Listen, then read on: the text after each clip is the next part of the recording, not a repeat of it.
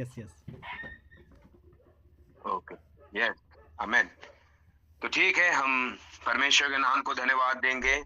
हम आज परमेश्वर को अपने बीच में, अपने अंदर, अपने आसपास, हर तरफ हम परमेश्वर को महसूस करेंगे उसके वचनों के द्वारा। आज हमारे बीच में परमेश्वर अद्भुत रीति से अपने वचन को साझा करेगा। देखिए, मैं भी आप ही की तरह सीखने वाला हूँ। परमेश्वर का आत्मा मुझे चलाएगा। मैं बड़ा नहीं हूँ। मैं, हो सकता है आप में से किसी का बड़ा भाई हूँ, किसी का छोटा भाई हूँ, किसी का बेटा हूँ, लेकिन देखिए, आत्मा एक ही है। आत्मा एक ही है और हम सबको उस परमेश्वर की महिमा करनी है, क्योंकि हम में से कोई बड़ा नहीं है। बड़ा केवल प्रभु यीशु मसीह है। इसलिए जो कुछ होगा, सब कुछ उसके द्वारा, सब कुछ उसके लिए और सब कुछ उसी को दिया जाएगा। हालेलुया। परमेश्वर के नाम को धन्यवाद देते हैं। मैं आपका भाई दीपक गिल, मुंबई से, मुंबई के एक छोटे से नगर में जिसे अंबरनाथ कहते हैं, वहां पर मैं रहता हूँ। और मैं परमेश्वर के वचन की सेवा करता हूँ। जो भाई जुड़े हैं, ईश्वर भाई, नितेश भाई, हम सब प्रार्थना योद्धा ग्रुप में हम सेवा करते हैं, ऑनलाइन सेवा करते हैं। हमारे भाई हैं वो, ईश्वर भाई, वो भी सेवा करते हैं। और मेरे प्रियो, मैं जस्ट 2 मिनट और लूंगा आपके साथ, ताकि मैं आपको अपना इंट्रोडक्शन दे सकूं कि मेरी एक लौती पत्नी है, मेरे 2 बच्चे हैं। एक 9 साल का बेटा है, एक 2.5 साल का बेटा है मेरे। और हम सब प्रभु यीशु मसीह की सेवा करते हैं। हम सब मिलकर परमेश्वर के नाम को धन्यवाद देते हैं। हालेलुया। एक बहुत सुंदर आराधना हमारी बहन ने हमारे बीच में की। बहुत सुंदर, बहुत ब्लेस्ड हुए हम सब परमेश्वर की आराधना के द्वारा। जो गीतों को हमारी बहन ने इस ग्रुप में शेयर किया, परमेश्वर मेरी बहन को बहुत बहुत आशीष दे। और इसी तरह से परमेश्वर अपनी बेटी को हर जगह पर इस्तेमाल करे।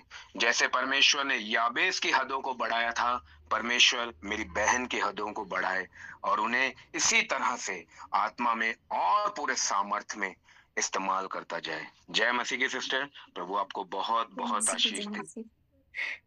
जय सिस्टर, प्रभु आपको बहुत बहुत आशीष दे। बहुत सुंदर आवाज है आपकी, और यह आवाज भी आप परमेश्वर के महिमा के लिए कर रहे हैं, तो विश्वास कीजिए परमेश्वर आपको और सुरीले तरीके से इस्तेमाल करेगा। परमेश्वर सिंगर्स नहीं चाहता है, परमेश्वर वर्शिपर्स चाहता है। हालेलुया। Hallelujah. Thank you. परमेश्वर को महिमा मिले। Yes, God not use the singer, God always use the worshippers. Praise the Lord. Hallelujah. परमेश्वर को महिमा देते हैं हम। तो मेरे प्रियो, समय ना गवाते हुए हम वचनों में जाएंगे। आज जो हमारा सब्जेक्ट है वचनों का, वो है साल्वेशन, उद्धार। उद्धार बहुत जरूरी है एक इंसान के जीवन में। उद्धार का आना बहुत जरूरी है। आप जानते हैं, पुराने नियम में उद्धार नहीं था। पुराने नियम में परमेश्वर ही उनके लोगों का उद्धार करता ठहरता था। हम सब जानते हैं कि परमेश्वर ने अब्राहम से एक वाचा बांधी। परमेश्वर ने अब्राहम से कहा, मैं तुझे तेरी निज संतान दूंगा, इसहाक। मैं तुझे तेरी निज संतान इसहाक दूंगा। तेरी संपत्ति का मालिक तेरा कर्मचारी एलियाजर नहीं होगा, लेकिन तेरी संपत्ति का जो असली हकदार है, जो जायज तेरी औलाद कहलाएगी, वो इसहाक होगी। और हम सबको पता है, अब्राहम से इसहाक पैदा हुआ, इसहाक से याकूब पैदा हुआ, और याकूब से इजराइल के 12 गोत्र हुए। इजराइल के 12 गोत्र हुए, और उनमें से याकूब का एक बेटा था जिसका नाम था यूसुफ।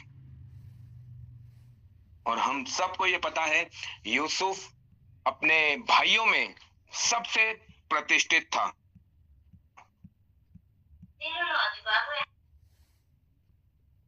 यूसुफ अपने भाइयों में क्या था?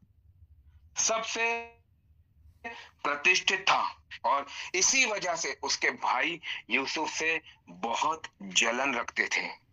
मेरे प्रियो, आप बाइबल पढ़कर देख लीजिए, आज से नहीं, फ्रॉम द बिगिनिंग, शुरुआत से अपने ही लोग अपने लोगों से जलन रखते थे। स्टार्टिंग से अपने ही लोग अपने लोगों से जलन रखते थे। ये आज की बात नहीं है, नई बात नहीं है ये। स्टार्टिंग से, फ्रॉम द बिगिनिंग, कैन और हाबिल परिवार के दो सदस्य थे, एक ही परिवार के दोनों भाई थे, लेकिन दोनों की सोच अलग थी। कैन हाबिल से जलता था, लेकिन हाबिल कैन से नहीं जलता था, और यही सिलसिला आज तक जारी है। यूसुफ के भाई यूसुफ से जलते थे, क्योंकि यूसुफ परमेश्वर का एक चुना हुआ दास था, और यूसुफ परमेश्वर की राहों पर चलता था। और हम सब जानते हैं, यूसुफ मिस्र में गया, गुलामी में रहा, और परमेश्वर ने उसे बहुत ही अद्भुत रीति से मिस्र में इस्तेमाल किया। आप सोच सकते हैं, आप इंडिया में रह रहे हो, और अचानक से आप लंदन चले जाते हो, लंदन ट्रांसफर हो जाता है, और लंदन का प्रेसिडेंट, राष्ट्रपति आपको कहता है, कुर्सी के मामले में मैं तेरे से ऊंचा रहूंगा, लेकिन उसके बाद पूरे लंदन पर तेरा अधिकार होगा। तू जो बोलेगा वही कानून ठहरा दिया जाएगा, तू जो बोलेगा वही होगा। तू अगर चाहेगा तो किसी को मौत दे सकता है, तू अगर चाहेगा तो किसी को रिहा कर सकता है। सोचिए, अगर एक पराये देश में हमें इतना इज्जत, इतना सम्मान मिले, तो हम अपने आप को कितना धन्य कहेंगे। एक उसी तरह से परमेश्वर ने यूसुफ को मिस्र का प्रधानमंत्री ठहराया। फिरौन ने सब कुछ उसके हाथों में दे दिया था, सब कुछ। सिर्फ कुर्सी के मामले में वो फिरौन से नीचे था, बाकी पूरा मिस्र यूसुफ के अंडर में था।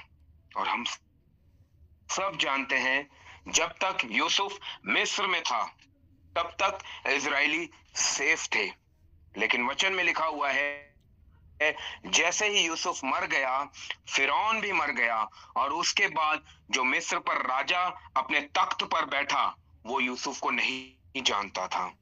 आप समझ रहे हैं एक बात को? एक माइटिली आदमी, एक परमेश्वर के द्वारा चलने वाला व्यक्ति, जहां पर मिस्र में हर बातों को लिखा जाता था, उन दिनों में हर एक बातों का हिस्ट्री होता था, उन बातों को लिखा जाता था, लेकिन वो बातें, यूसुफ की तमाम बातें मिट गई। तमाम वो जो काम किए थे उसने मिस्र में रहकर, वो तमाम बातें, जो आने वाला फिरौन था, वो तमाम बातों को भूल गया था, क्योंकि वचन में लिखा हुआ है, वो फिरौन यूसुफ को जानता नहीं था। इसका मतलब यूसुफ की बातें उससे छुपा कर रखी गई, क्योंकि वचन में लिखा हुआ है, इजरायली वहां पर रहकर इतने बढ़ने लगे, उनकी पॉपुलेशन इतनी बढ़ने लगी कि वो मिस्रियों से, इजिप्ट के रहने वाले लोगों से उनकी पॉपुलेशन ज्यादा हो गई थी, और वो डरने लग गए थे कि ये हम पर राज्य ना करने लग जाएं, ये हमारी सल्तनत को ले ना ले, ये हम पर हुकूमत ना करें। इसलिए उन्होंने वो पुरानी तमाम बातों को भुला दिया, और वो सेल्फिश हो गए। वो इजरायलियों पर हावी होने लगे। इसके पीछे परमेश्वर की एक योजना थी। हम सब ने उत्पत्ति की किताब 15 अध्याय पढ़ा है। वहां पर परमेश्वर अब्राहम को पहले ही कह देता है कि तेरा वंश 400 साल गुलामी में रहेगा। तेरा वंश 400 साल गुलामी में रहेगा। आपको पता है इसके पीछे का जो कंक्लूजन है वो क्या था? क्यों परमेश्वर ने कहा कि तेरा वर्ष 400 साल गुलामी में रहेगा? देखिए, उद्धार का संदेश है, लेकिन हम धीरे धीरे उसकी तरफ बढ़ रहे हैं, क्योंकि कॉन्टेक्स्ट में हमको वचन को समझना बहुत जरूरी है। अगर मैं ऐसे ही उद्धार का वचन शुरू कर देता तो 8:35 तक वचन पूरा हो जाता, लेकिन हमें कॉन्टेक्स्ट से जाना है। बाइबल जो है वो एक बैलेंस किताब है। वो कभी भी किसी को ऊंचा नीचा नहीं आंकती। वो बैलेंस किताब है। बैलेंस, हर चीज बैलेंस में रखती है। ना ही वो किसी के पाप को छुपाती है और ना ही किसी के ईमानदारी को छुपाती है। वो पाप को भी उजागर करती है और वो ईमानदारी को भी उजागर करती है। हालेलुया। क्यों परमेश्वर ने अब्राहम से पहले ही कह दिया था 15 अध्याय में कि तेरा वंश 400 साल गुलामी में रहेगा? मेरे प्रियो, वो सर्वशक्तिमान परमेश्वर है। इब्रानियों की किताब में लिखा हुआ है 13 अध्याय उसके 8 वचन में, यीशु मसीह कल, आज और युगानुयुग एक सा परमेश्वर है। वो बीते हुए कल को भी जानता है, वो वर्तमान में चल रहे वक्त को भी जानता है, और वो भविष्य में हमारे साथ क्या होने वाला है वो उसे भी जानता है। वो परमेश्वर का वचन है जो कभी नहीं टलता। वो परमेश्वर का वचन है जो सदैव अटल रहता है।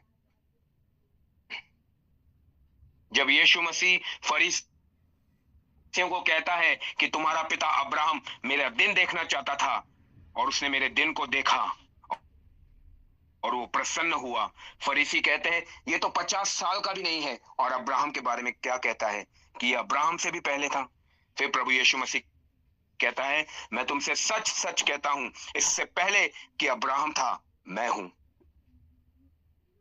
मेरे प्रियो, तो परमेश्वर सब जानता है। उसने अब्राहम से कहा तेरा वंश 400 साल गुलामी में जाएगा। अब्राहम ने इस बात को सीरियसली नहीं लिया। वो अपने घर पे गया। 16वें अध्याय में आप देखिए, उत्पत्ति 16वें अध्याय में वो अपने घर पर गया। उसकी बीवी सारा ने उससे कहा कि तू हाजिरा को अपनी पत्नी बना ले और उससे एक संतान पैदा कर। हाजिरा कहाँ की थी? कोई म्यूट खोलकर बता सकता है? हाजिरा कहाँ की थी?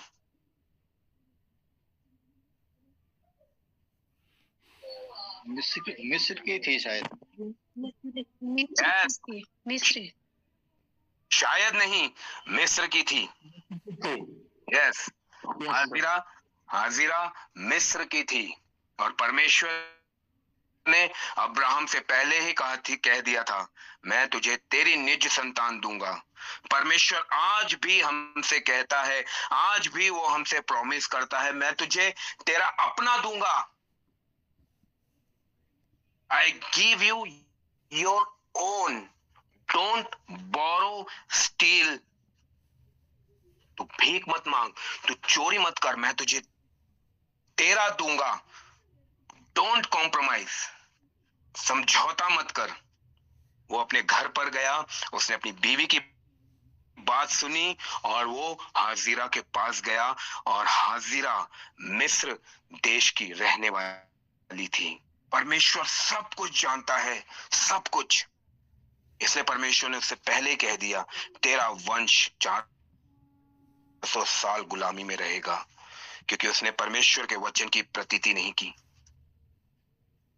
हमें लगता है खाली परमेश्वर ने जब संतान की बातें की तो सिर्फ सारा हंसी। नहीं मेरे प्रियो, उत्पत्ति 17:17 पढ़ लेना, वहां पे लिखा हुआ है अब्राहम भी हंसा। जब परमेश्वर ने कहा मैं तुझे संतान दूंगा, तो वहां पे लिखा हुआ है अब्राहम भी हंसा। परमेश्वर के वचन की प्रतीति करने वाला परमेश्वर से जयवंत को प्राप्त पाता है। परमेश्वर के वचन की प्रतीति करने वाला हर एक क्षेत्र में आशीषित होता है, चाहे वो स्पिरिचुअल एरियाज हो, चाहे वो वर्ल्डली एरियाज हो, चाहे वो भौतिक क्षेत्र हो, चाहे वो आत्मिक क्षेत्र हो, वो हर एक बात में अपनी सफलता को देखता है, क्योंकि वो परमेश्वर के वचन के अनुसार चलता है। इसीलिए मेरे प्रियो, परमेश्वर अब्राहम से कहता है, बस बहुत हुआ, मेरी उपस्थिति में चल और सिद्ध होता जा। 400 साल वो गुलामी में इस वजह से गया था क्योंकि उसने कॉम्प्रोमाइज किया था। वो हाजिरा के साथ सोया था। और आज गल्फ कंट्रीज के जितने भी सुल्तान देख लीजिए, वो सब की सब अब्राहम की संतान है। गल्फ कंट्री के जितने भी सुल्तान हैं, वो सही मायने में अब्राहम की संतान है। वो भले ही अपने आप को मुसलमान कहते हैं, लेकिन उनसे अगर पूछेंगे तो वो बताएंगे कि उनका पिता अब्राहम है। वो इस्माइल को बाद में, लेकिन पहले अब्राहम को वैल्यू देते हैं। और मेरे प्रियो, जब यूसुफ मिस्र में प्रधानमंत्री बना, उसने सारे अपने इजराइलियों को, अपने सारे खानदान को कनान देश से मिस्र में बुला लिया। उसकी फैमिली में कितने लोग थे जिनको उसने बुला लिया? Only 70 people. 70 लोग मिस्र देश में आकर बसने लगे, और वो 70 के 6 लाख कब बन गए पता भी नहीं चला।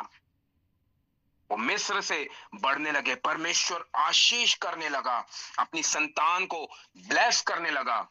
और फिरौन इस बात को देखकर घबरा गया, इसलिए उसने इजराइलियों को अपना गुलाम बना लिया। और परमेश्वर ने ऐसे ही अपने लोगों को नहीं छोड़ दिया। गरीबी में, मुश्किलातों में, तंगी में, लाचारी में, बेहाली में परमेश्वर ने उन्हें नहीं छोड़ा। परमेश्वर ने एक योजना बनाई, और परमेश्वर ने वहीं पर गुलामी वाले देश में परमेश्वर ने उनके लिए एक मार्ग को खोला। परमेश्वर ने एक बालक उत्पन्न किया जो फिरौन की बेटी को नील नदी में बहता हुआ मिला, और उस फिरौन की बेटी ने उसका नाम मूसा रखा। यहां से परमेश्वर के काम शुरू हुए। मेरे प्रियो, एक तरफ यहूदी लोग ईंटें बना रहे हैं, एक तरफ यहूदी लोग मिट्टी सान रहे हैं, पैरों से गीली गीली मिट्टी सान रहे हैं, उसे बना रहे हैं ताकि वो ईंटें बना सकें। और एक तरफ परमेश्वर फिरौन के राजमहल में मूसा को बड़ा कर रहा है। परमेश्वर का उद्धार देखिए धीरे धीरे डे बाय डे, सालों साल बढ़ता जा रहा है। परमेश्वर ने मूसा को फिरौन के राजमहल में पैदा किया, लेकिन मूसा को जब ये पता चला कि मैं एक यहूदी हूं, उसने फिरौन के लग्जरियस लाइफ को, एक फ्लरिश्ड लाइफ को छोड़कर उसने अपने भाइयों के साथ दुख उठाना ज्यादा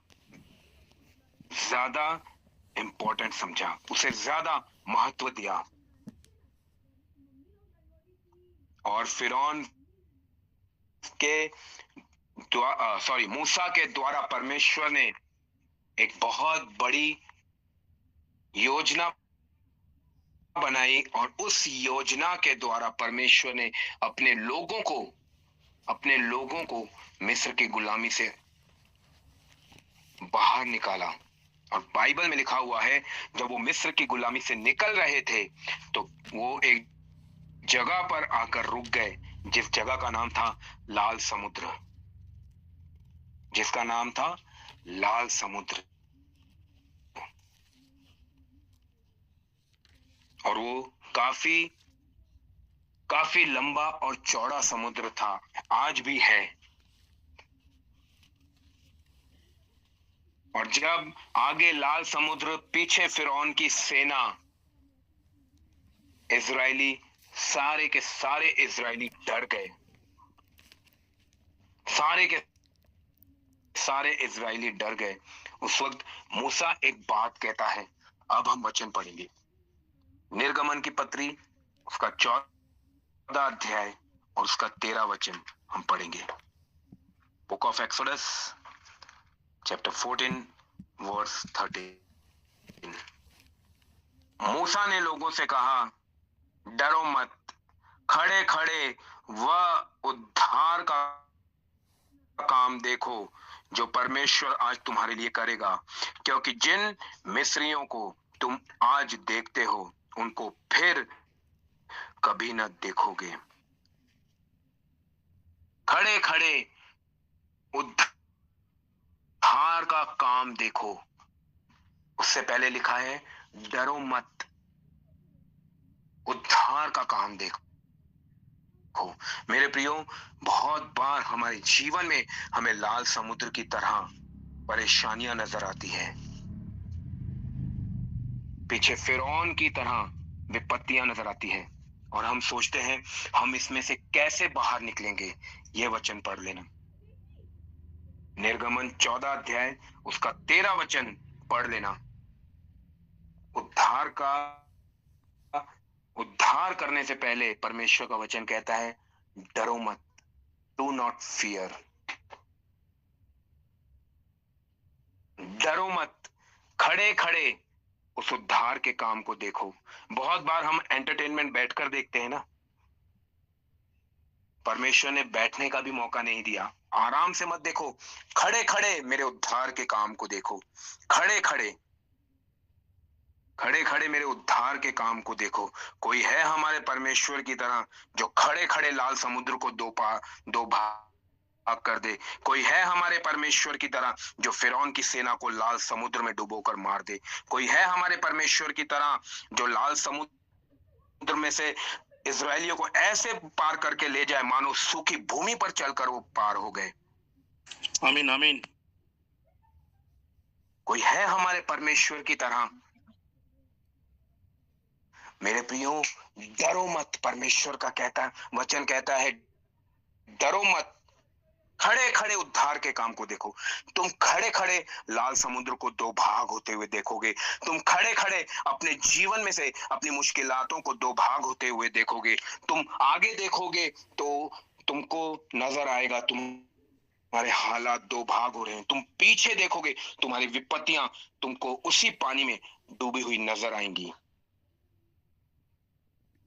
इसलिए प्रभु यीशु मसीह कहता है, जब चेले प्रभु के पास आकर कहते हैं प्रभु हम आज बहुत खुश हैं क्योंकि आज बद्रोहें हमारे काबू में हैं।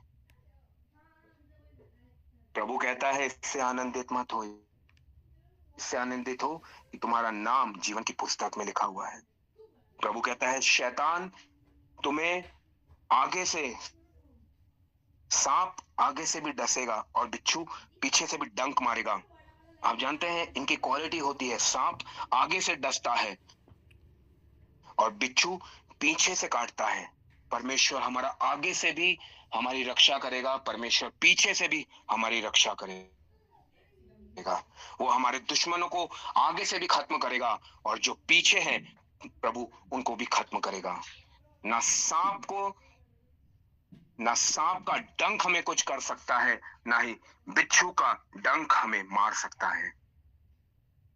इसलिए वचन में लिखा हुआ है, भजनकार कहता है उसने मुझे आगे पीछे घेर रखा है। हालेलुया। खड़े खड़े उद्धार का काम देखो, खड़े खड़े। मेरे प्रियो, परमेश्वर ने उद्धार की योजना शुरू से बनाकर रखी थी। शुरू से, स्टार्टिंग से ये वाज सॉल्वेशन। उसने हमें अपना उद्धार दे के रखा है। इसलिए निकोदेमुस जब रात के पहर में प्रभु यीशु मसीह के पास जाता है, यूहन्ना 3 अध्याय में लिखा हुआ है, तो प्रभु यीशु मसीह उसे आत्मा की बातें सिखाते हैं। एक टीचर टीच कर रहा है। निकोदेमुस एक टीचर था, इसलिए प्रभु यीशु मसीह कहता है, तू यहूदियों का सरदार होकर भी क्या इन बातों को नहीं समझता? एक टीचर टीच कर रहा है, और प्रभु यीशु मसीह से बढ़कर कोई टीचर नहीं है। प्रभु यीशु मसीह सबसे बेस्ट टीचर है, जो हमें बेस्ट टीचिंग देता है, जिसकी टीचिंग जमाने से एकदम अलग है। वही टीचर निकोदेमुस टीचर को समझाता है कि परमेश्वर ने जगत से ऐसा प्रेम रखा कि उसने अपना इकलौता पुत्र दे दिया, ताकि जो कोई उस पर विश्वास करे वो नाश ना हो परंतु अनंत जीवन पाए। उसके बाद प्रभु यीशु मसीह एक और बात निकोदेमुस को समझाते हैं। हम पढ़ेंगे यूहन्ना 3 अध्याय उसका 17 वचन। यूहन्ना 3:16 हम सबको बहुत अच्छे से याद है। यूहन्ना 3:17 हम पढ़ेंगे। परमेश्वर ने अपने पुत्र को जगत में इसलिए नहीं भेजा कि जगत पर दंड की आज्ञा दे, परंतु इसलिए कि जगत उसके द्वारा उद्धार पाए। हालेलुया। परमेश्वर ने अपने बेटे को इसलिए नहीं भेजा ताकि वो संसार पर, दुनिया पर, हम पर दंड की आज्ञा दे। No no no no no no no मेरे प्रियो, प्रभु यीशु मसीह को परमेश्वर ने इसलिए भेजा हमारे लिए ताकि हम हमारे प्रभु यीशु मसीह के द्वारा उद्धार पाएं। इसलिए पौलुस इफिसियों की पत्री उसके 2 अध्याय उसके 8 वचन में कहता है, विश्वास के द्वारा अनुग्रह से ही तुम्हारा उद्धार हुआ है, और ये तुम्हारी ओर से नहीं है, ये परमेश्वर का दान है। It is a gift from our father God.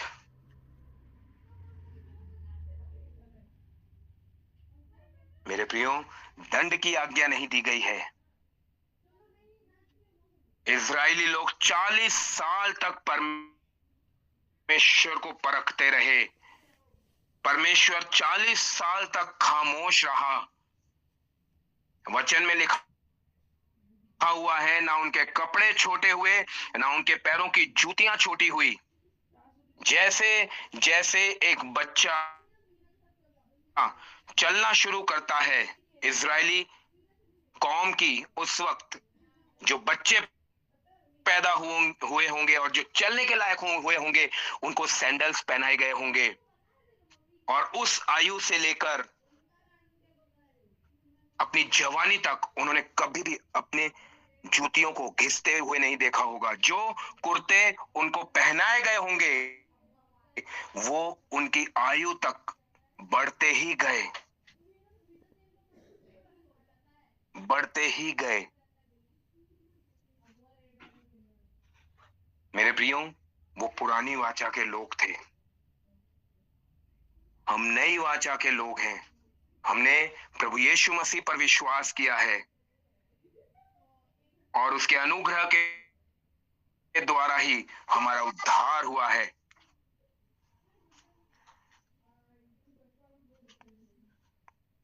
और उसके अनुग्रह के ही द्वारा हमारा उद्धार हुआ है।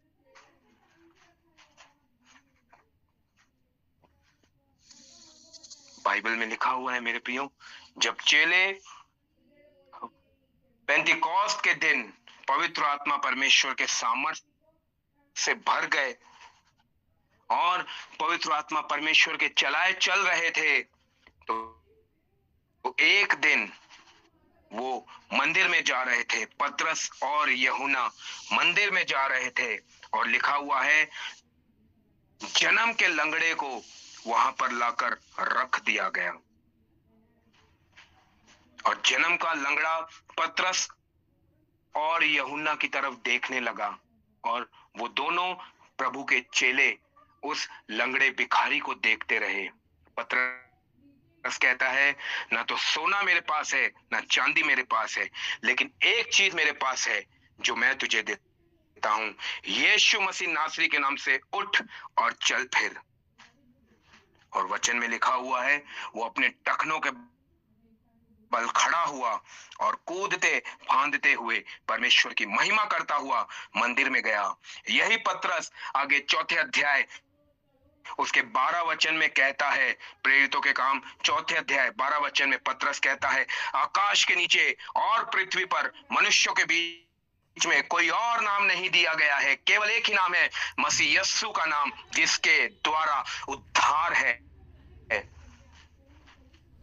आकाश के नीचे पृथ्वी पर कोई और नाम नहीं है, केवल एक ही नाम है, मसीह यस्सु का, उसी के द्वारा उद्धार है। यीशु के नाम से उठ और चल फिर। वो लंगड़ा भिखारी मेरे प्रियो यीशु के नाम से चलने फिरने लगा। उसने उद्धार को पा लिया, उसने परमेश्वर के उद्धार को देख लिया।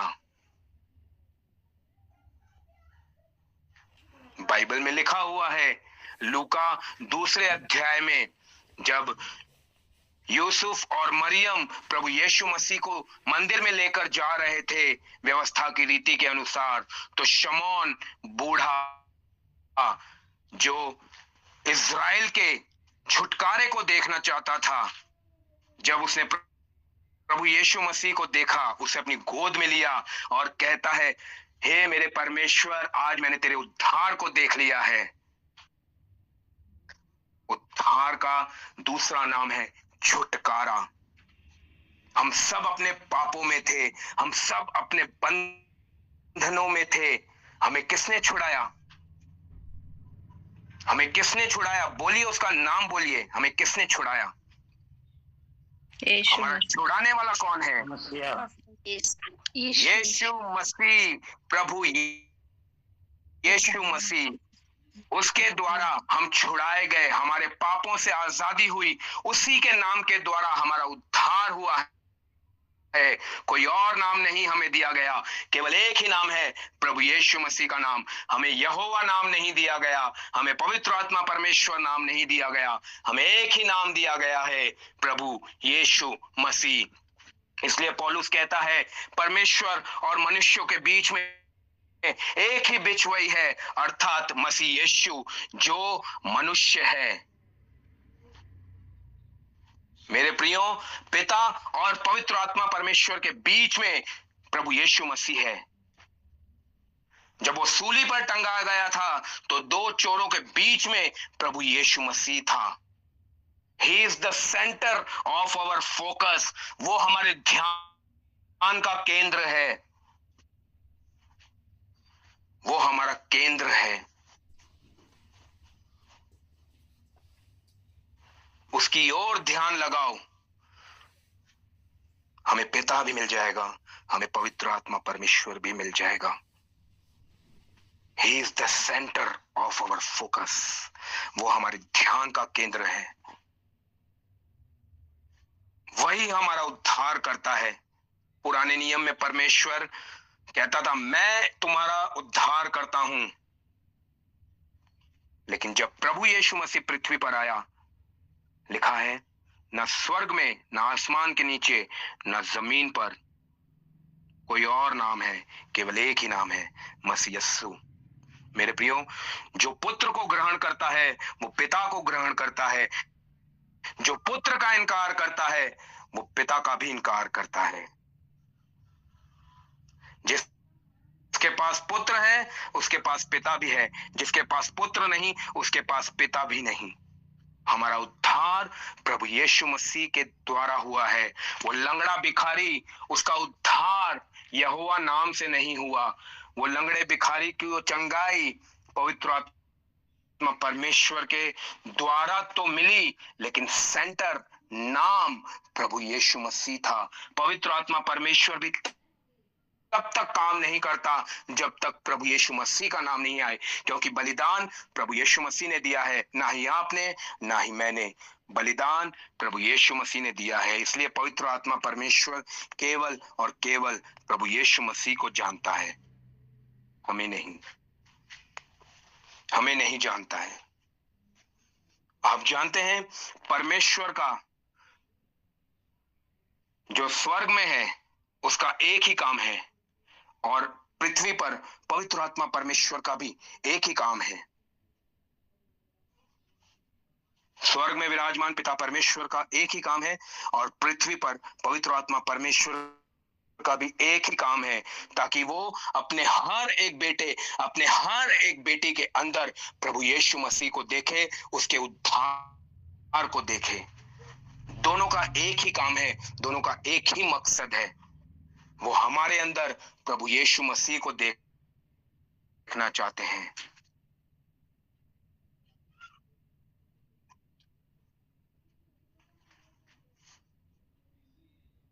इसलिए जब पेंतिकोस्त के दिन चेलों ने पवित्र आत्मा परमेश्वर को पूरी सामर्थ्य से अपने अंदर पा लिया, वो जान गए कि प्रभु यीशु मसीह कौन है। जब तक पौलुस प्रभु यीशु मसीह को नहीं जानता था, वो प्रभु के लोगों को सताया करता था, उन्हें मारता था, उन्हें जेल खानों में बंद कर देता था। लेकिन जब उसने पवित्र आत्मा परमेश्वर का सामर्थ पाया, पवित्र आत्मा परमेश्वर का दान पाया, वही पौलुस कहता है, विश्वास के द्वारा अनुग्रह से ही तुम्हारा उद्धार हुआ है।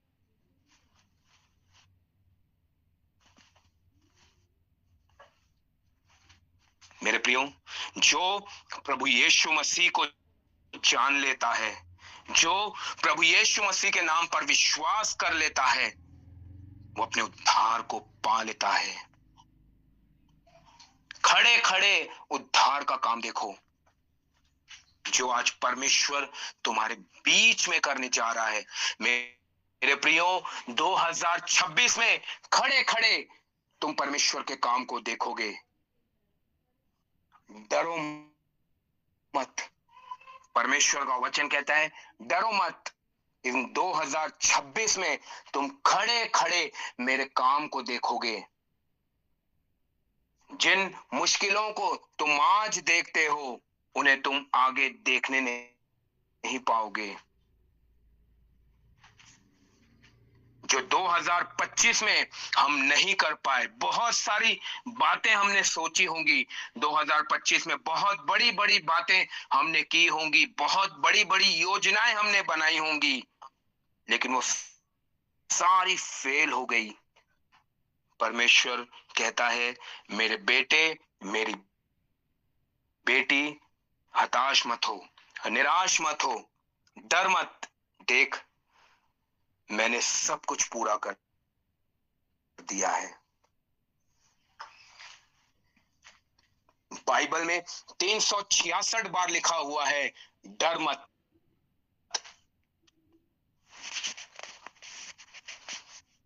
साल में 365 दिन होते हैं, लेकिन 4 साल के बाद एक दिन ऐसा आता है जो 29 फरवरी होता है, जिसे लीप ईयर कहते हैं। क्या उस दिन परमेश्वर का वचन हमसे नहीं कहता कि डर मत? यस, उस दिन भी परमेश्वर का वचन हमसे कहता है, मत डर। परमेश्वर के एक दास लॉर्ड ऑजिलेव ने बताया था कि बाइबल में 366 बार लिखा हुआ है, मत डर। 365 नहीं, 366 बार परमेश्वर का वचन हमसे कहता है, मत डर। बस खड़े खड़े वो उद्धार का काम देख, जो आज मैं तेरे लिए करने जा रहा हूं।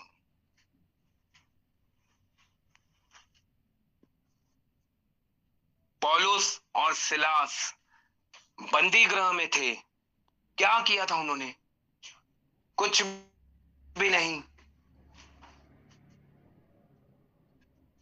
खाली एक बहुत रईस लोगों की योजनाओं को पौलुस और सिलास ने फेल कर दिया था।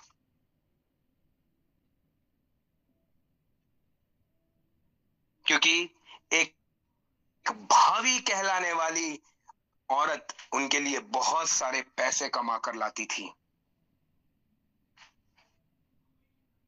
भावी कहलाने वाली एक औरत उनके लिए पैसे कमा कर लाती थी, लेकिन जैसे उसने पौलुस और सिलास को देखा, जानते हो वो क्या कहती है? आइए हम वचन से पढ़ते हैं। प्रेरितों के काम 16 अध्याय और उसका 17 वचन हम पढ़ते हैं। वो पौलुस के और हमारे पीछे आकर चिल्लाने लगी, ये मनुष्य परम प्रधान परमेश्वर के दास हैं, जो हमें उद्धार के मार्ग की कथा सुनाते हैं। उद्धार का मार्ग क्या है? प्रभु यीशु मसीह यूहन्ना 14:6 में कहता है, मार्ग, सत्य और जीवन मैं ही हूं। I am the way, the truth and the life. ये परम प्रधान परमेश्वर के उद्धार की कथा, उद्धार के मार्ग की कथा हमें सुनाते हैं। उद्धार का मार्ग क्या है? उद्धार का मार्ग क्या है? प्रभु यीशु मसीह। और जब पौलुस और सिलास बंदी गृह में थे, क्या किया था उन्होंने? आज भी परमेश्वर के दास क्या करते हैं?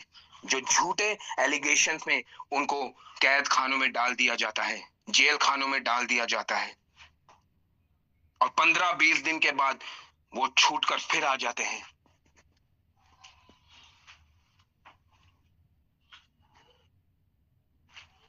वो उद्धार के मार्ग को लोगों तक पहुंचाते हैं, ठीक पौलुस और सिलास की तरह। मेरे प्रियो, लिखा है कि उनके पैरों को कांट के साथ ठोक दिया था, और इतनी विपत्ति के बाद भी पौलुस और सिलास का विश्वास डगमगाया नहीं, और वो कहते हैं, वो आराधना करते हैं, और आराधना करते करते उनके जो जंजीरें थी वो खुल गई, और दारोगा ने देखा कि सब लोग चले गए हैं, क्योंकि अंधेरा काफी था। उन दिनों में अंधेरा काफी होता था। उसने सोचा सब भाग गए। वो तलवार निकालकर अपने आप को घात करने लगा। पौलुस कहता है, रुक जा, रुक जा, अपना नाश मत कर, पहले उद्धार का सुसमाचार तो सुन। और जब उस जेलर को, मेरे प्रियो, उद्धार का सुसमाचार सुनाया, 16:31, हम सबको बहुत अच्छे से पता है वचन, प्रभु यीशु मसीह पर विश्वास कर तो तू और तेरा घराना उद्धार पाएगा।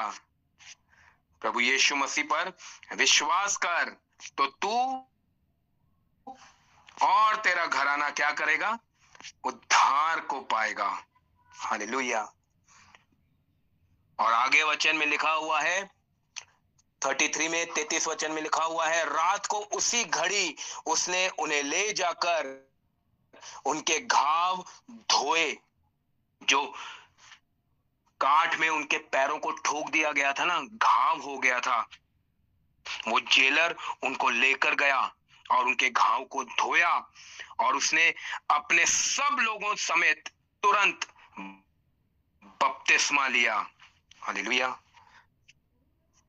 अपने पूरे घराने समेत उसने बपतिस्मा लिया। यह है उद्धार का काम, यह है उद्धार का काम। ऐसा काम हम हमारे जीवन में करते हैं क्या? ऐसे काम हम हमारे जीवन में करते हैं? हमारे सामने बाइबल पड़ी है, लेकिन आज बाइबल पढ़ने का समय हमारे पास नहीं है, क्योंकि न जाने कितने सालों से मैं एक ही किताब पढ़ रहा हूं, एक ही वचन पढ़ रहा हूं। ऊब गया हूं मैं वचन पढ़ पढ़ के।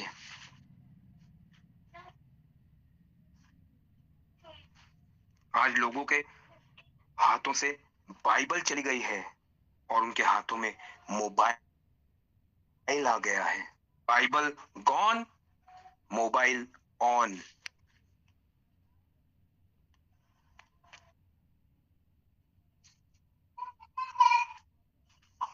मेरे प्रियो, ये बाइबल को हमारे पास पहुंचाने के लिए न जाने कितने लोगों ने अपना लहू बहाया है, और आज हम परमेश्वर के वचन को आदर सम्मान नहीं देते हैं।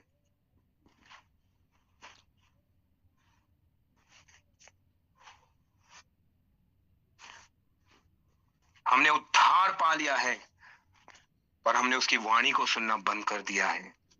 हमने विश्वास तो कर लिया है, लेकिन हमने उसके साथ बैठना बंद कर दिया है।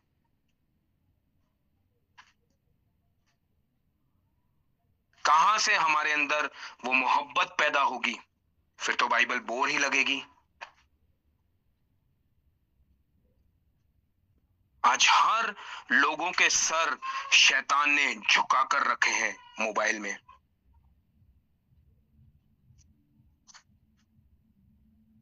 मैंने आज से 5 साल पहले अपने एफबी पेज पे अपने थॉट्स डालकर रखे थे, आज भी डालता हूं मैं अपने एफबी पेज पे अपने थॉट्स, अपने वीडियोस। जब जब मुझे खुदा का पाक रूह अगुवाई करता है, मैं आके वचन शेयर करता हूं, अपने थॉट्स शेयर करता हूं। 5 साल पहले मैंने एक थॉट डाला था, आज 90% लोगों के सर शैतान ने झुका कर रखे हैं मोबाइल में। लेकिन हमें जरूरत है अपने सरों को उठाकर ऊपर की तरफ देखना, क्योंकि हमारा छुटकारा, हमारा उद्धार वहीं से आने वाला है।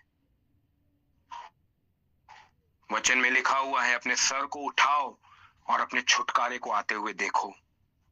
क्यों शैतान आज हमारा सर ऊंचा नहीं रखना चाहता है? क्योंकि शैतान को पता है इनका छुटकारा, इनका उद्धार वहीं से आने वाला है, ऊपर से।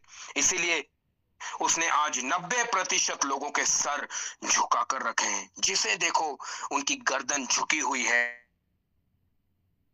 हो रहे हैं, क्यों हो रहे हैं? इसीलिए हो रहे हैं क्योंकि उनके सर झुके हुए हैं। मेरे प्रियो, शतरंज मेशक अबेदनगो की तरह बनो। मैं अपने प्रभु परमेश्वर यहोवा को छोड़ और किसी के आगे नहीं झुकूंगा। यहोशू की तरह क्लेम करो, मैं और मेरा घराना नित्य परमेश्वर की सेवा करेगा। प्रभु यीशु मसीह की तरह कहो, मुझे उत्तम क्यों कहता है? उत्तम तो एक है, अर्थात परमेश्वर।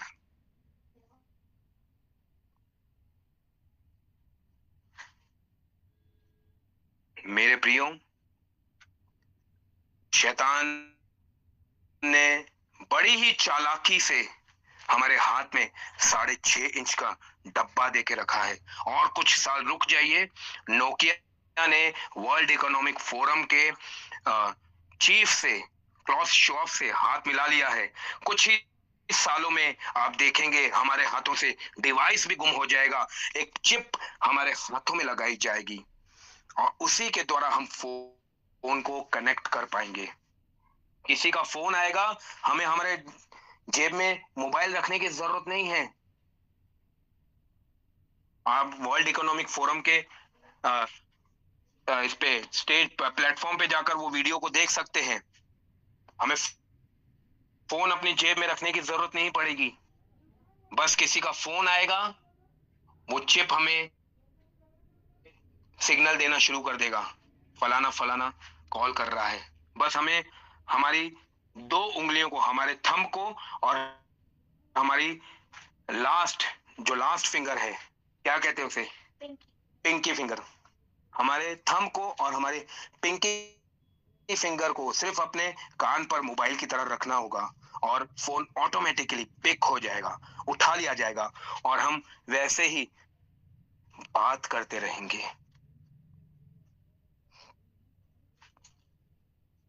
हमें किसी से वीडियो कॉल पे बात करनी है, बस हमें हमारे मेमोरी में उसका नाम बिठा लेना है। मुझे इस फलाने बंदे को फोन करना है, मुझे मतियास ब्रदर को फोन करना है, मुझे ईश्वर ब्रदर को फोन करना है। बस ऐसा माइंड में सोचा और उनको फोन लग जाएगा।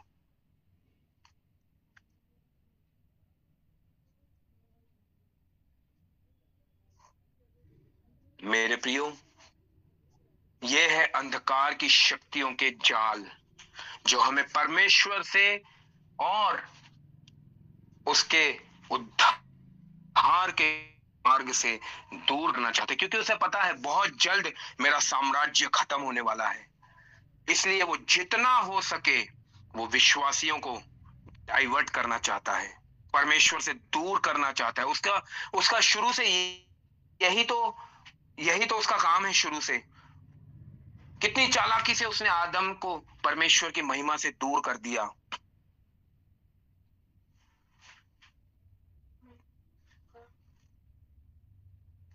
परमेश्वर ने चाहा तो अगली बार भी हम इस बात को सीखेंगे कि कैसे हम अपने आप को पवित्र आत्मा परमेश्वर के सामर्थ्य में चलाएं।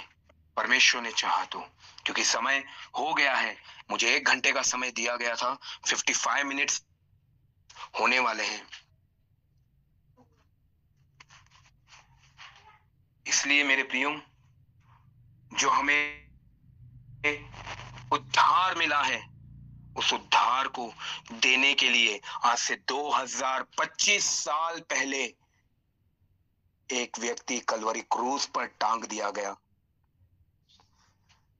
आज हमें सिखाया जाता है कि क्रूस के करीब जाओ, क्रूस के करीब जाओ। लेकिन मेरे प्रियो, सिर्फ क्रूस के करीब जाने से ही कुछ नहीं होगा। पौलुस की तरह ये घोषणा करो, गलातियों 2:20 की घोषणा करो, मैं प्रभु के साथ, मैं मसीह के साथ क्रूस पर चढ़ाया गया हूं। सिर्फ क्रूस के करीब ही नहीं जाना है, वरन अपने आप को क्रूस पर चढ़ाना भी है। यही गवाही एक विश्वासी की सबसे उत्तम गवाही है।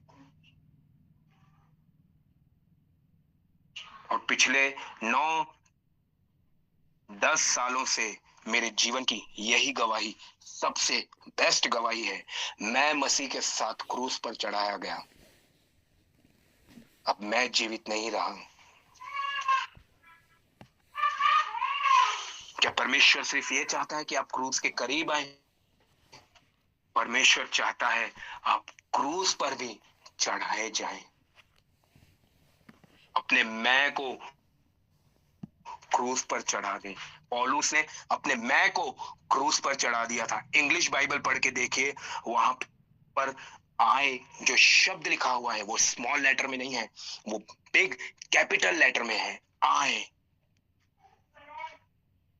इसीलिए जब भी बाइबल स्टडी करें, अपने साथ इंग्लिश और हिंदी बाइबल दोनों रखें। अमेरिकन स्टैंडर्ड इंग्लिश बाइबल रखें। बहुत सिंपल और बहुत सुंदर इंग्लिश में वहां पे वचन लिखे हुए हैं जो हमें बहुत अच्छी रीति से समझ में आएंगे। मेरे प्रियो,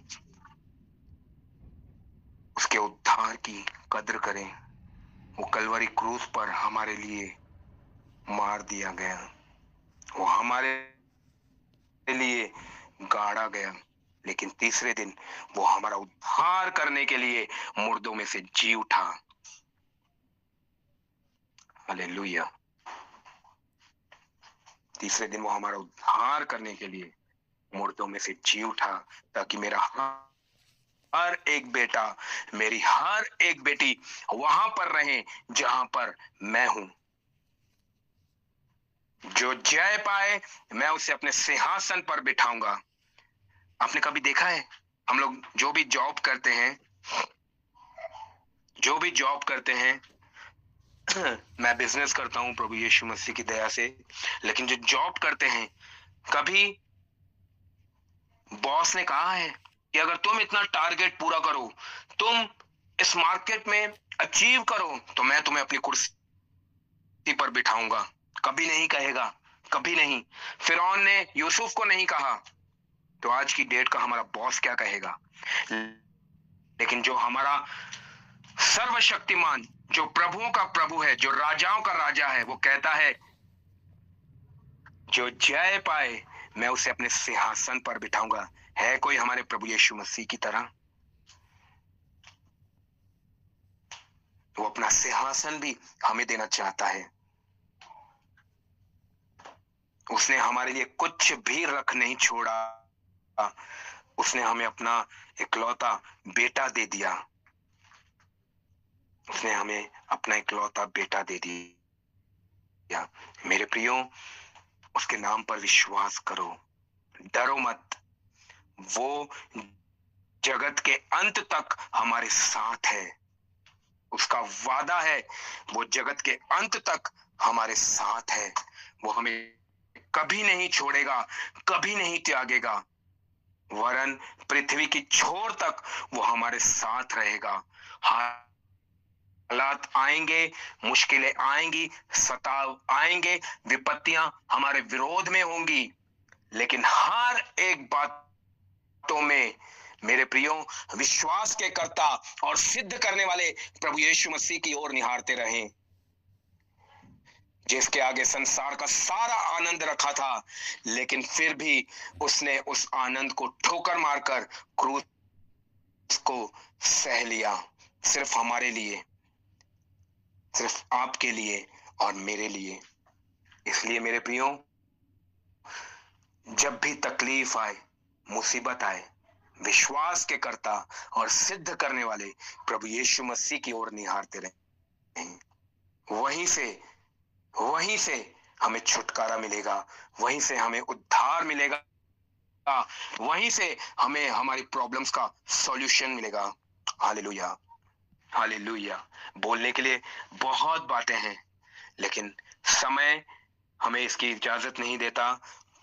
परमेश्वर ने चाहा तो अगली बार परमेश्वर मुझे आपके बीच में फिर लेकर आएगा और हम परमेश्वर के एक और सामर्थी वचन को सीखेंगे और हम सब मसीह में एक कदम और आगे बढ़ेंगे। ये मेरा विश्वास है।